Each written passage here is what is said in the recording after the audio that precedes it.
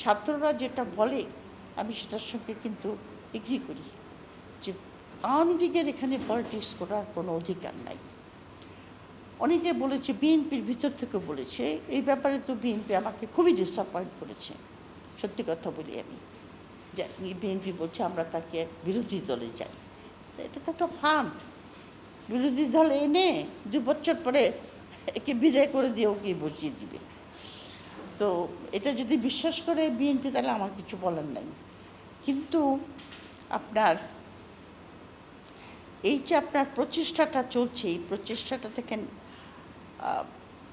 বলে যে ঐতিহ্যবাহী দল। কিসের ঐতিহ্য? 1970 পর্যন্ত হ্যাঁ, তারা বাঙালিদেরকে আমাদের অধিকার, আমাদের রাইটস, এক্সপ্লয়টেশন। 71 থেকে 75 পর্যন্ত কী তাদের ঐতিহ্য? 30,000 লোক মেরেছে না, 400 লোক। তারপরে বাকশাল করেছে।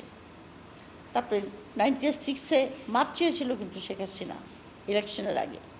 মাপ চেয়ে ক্ষমতায় আসলো, কিন্তু বেশি কায়দা করতে পারে নাই, কারণ তখন বিএনপি একটা অনেক 120টা সিট নিয়ে পার্লামেন্টে ছিল। কিন্তু যেদিন থেকে সে ক্ষমতায় পেয়েছে 2009 সাল থেকে, সেদিন থেকে সে চেষ্টা করেছে এই দেশটাকে সম্পূর্ণ পঙ্গু করে দিয়ে সে একটা ভারতের একটা মানে ভারতের আধিপত্যবাদ এখানে সব দিক দিয়ে করেছে। আপনি শিক্ষা ব্যবস্থায় দেখেন, জাফর ইকবালের মতো লোকরা পাঠ্যপুস্তকে কী লিখেছে, মানে একটা জাতি ধরেন, আমরা তো মুসলমান, তাই না?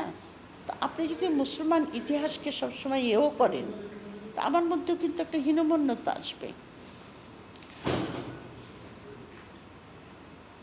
তো জাফর ইকবালরা কী লিখল বইয়ে, যে বখতিয়ার খিলজি যখন এখানে এসেছিলেন, তিনি অনেক বৌদ্ধবিহার ধ্বংস করেন কোনো রকম।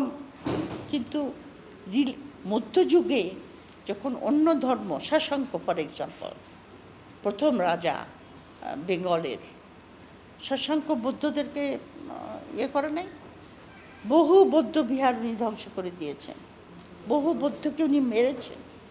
বুদ্ধদেব যে গাছের নিচে করতো, ধ্যান করতে, সে গাছটাকে উল্টে নিয়ে গঙ্গায় ফেলে দিয়ে এসেছে। তো হীনমন্যতা প্রচার।